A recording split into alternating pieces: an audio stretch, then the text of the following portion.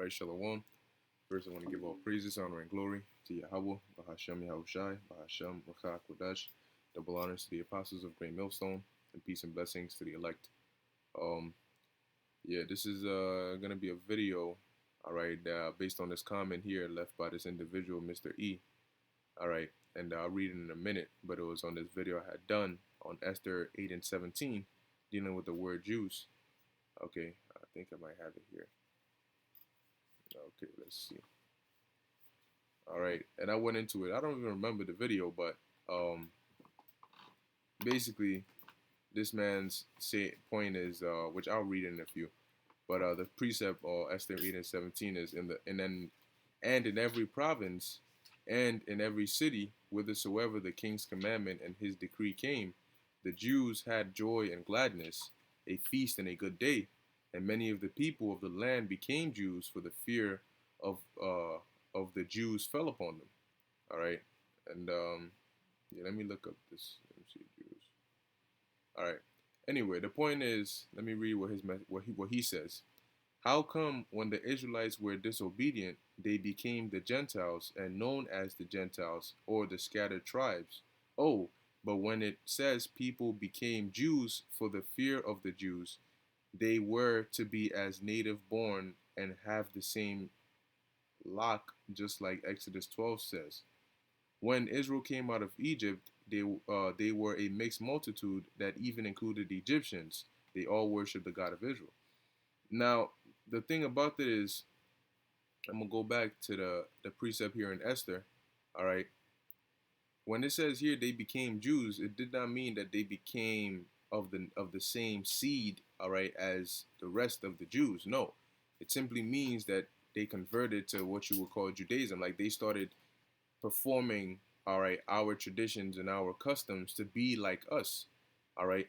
But that's like, I'll give you an example. Let's say you have a Chinese person that says, "Oh, I wanna learn quote unquote black culture," So now he starts to try and act like how black people act. Listen to the music you listen to. Dress the way you dress, eat what you eat. Try to walk the way you walk, talk the way you talk with the slang and all of that. All right. That's just an example of him like that. Now he cannot physically become black because you have to be born like that. You can't convert into another nation.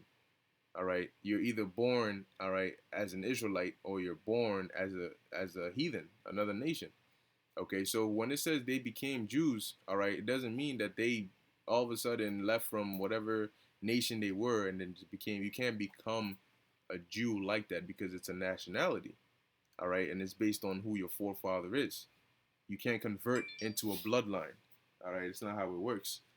But let's see. When it says here they became Jews, all right. When you look that up, it says the word is Yahad. It says to become a Jew in fact or in fraud, become Judaized. Okay. It says a secondary verb denom from Yahawada. It says to embrace the Jewish religion. Okay, the letter yad, which in the noun is a servile, becomes a radical. All right, what I needed here was to embrace the Jewish religion. Now I'll give you another account of it. Okay, during the time of John Hyrcanus, okay, he during the time of the Hasmonean dynasty, okay, when he took over the majority of the lands and conquered the Edomites and Samaria and all that area, guess what he did? He forced them to become like us, to keep our customs and what they called religion. Okay, and I'll read it right here. It says Hyrcanus also initiated a military campaign against the Idumeans, which are Edomites. During this campaign, so hey, look, there's a historical account of Edomites. You think we make it up, right? It says during this campaign, Hyrcanus conquered Adora, Maresha, and other Idumean towns. Hyrcanus then instituted forced conversion on the Idumeans to Judaism. This was an unprecedented move for a Judean ruler. So, in essence, this would be like what happened in the book of Esther. All right, because they're like, look, we're not trying to get killed. We're not. So we gonna convert. All right, to Judaism because that's the closest we can get to being a Jew. So when you look up forced conversion, it says forced conversion is adoption of a different religion or irreligion under duress.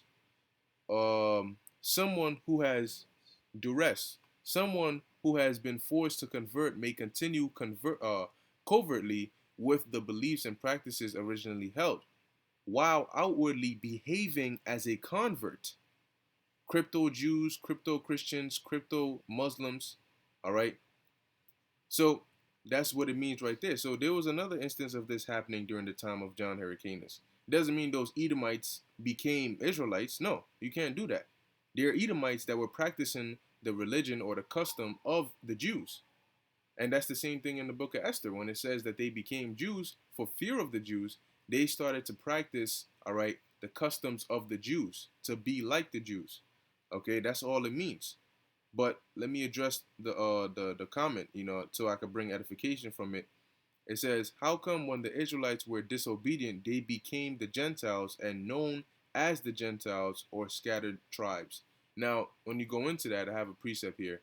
This is Ephesians 2:11. It says, "Wherefore remember that ye being in time past Gentiles in the flesh, who are who are called uncircumcision by that which is called the circumcision in the flesh made by hands."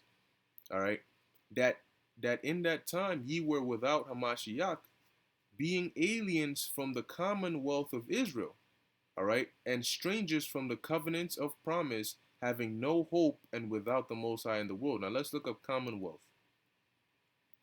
Um, the administration of civil affairs, a state of commonwealth, citizenship, the right of a citizen. All right. Now, what did Paul mean by this? When it says that those Israelites in past time were Gentiles, it doesn't mean that they became heathens. All right, because regardless of whether they wanted to or not, by blood they were Israelites. However, they were practicing the customs of the Gentiles. You could say they converted, all right, to believing in what the Gentiles believed. Now, let's say Islam is the Arab man's religion, right? It's an Ishmaelite religion. Okay, you can have an Israelite practice Islam, doesn't make that Israelite an Ishmaelite. All right, you can have a black person practice Islam, it doesn't make him an Arab. Okay, it just makes him somebody who's practicing that. All right, so when you start keeping the customs of the Gentiles, like what happened to our people during the time of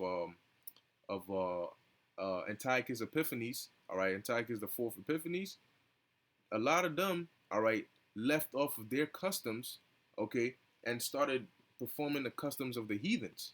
So that's how they quote unquote became Gentiles. Doesn't mean that their nationality changed, but in their mind they were living like Gentiles. And if you didn't know any better, you think they were a Gentile, okay? Because they had children with heathens. Their children came out looking like heathens, practicing what the heathens were practicing. All right. So that's all it means. Okay. I have another one. Ephesians 4:17. It says, "This I say therefore, and testify in the Lord, that ye henceforth walk not as other Gentiles walk, in the vanity of their mind." All right. So you can be an Israelite, all right, but a Gentile in the mind, meaning you're living like a Gentile. Okay. That's what it means. So when it says our people became Gentiles, it means they started living like the Gentiles. All right. And in their mind, they actually believed they were Gentiles. But by blood, they weren't. Okay. And they can't, and the opposite is the same for the opposite. You can live like an Israelite, you can live like a Jew, but that doesn't make you a Jew if you weren't born one. Okay. Deuteronomy 28:64. Now this was one of the curses which was to befall our people. All right. A reason why we became like the Gentiles. It says, "And the Lord shall scatter thee among all people, from one end of the earth even to the other." So from the west coast to the east coast, from the west of the world to the east of the world, north, south, wherever, you have our people scattered amongst the inhabitants of those places.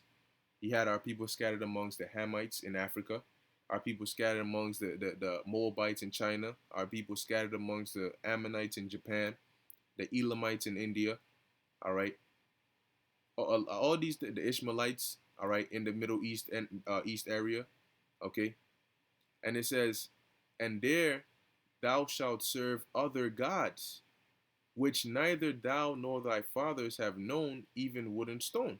So, if you have a heathen or a Gentile, right, who's a Muslim and they're practicing Islam and they live in that area, and due to the curses, you have Israelites that were, scattered and put in that same area, and those Israelites started living there, and after a while, they stopped practicing the custom of Israelites and started adopting the custom of the Ishmaelites and the Gentiles there.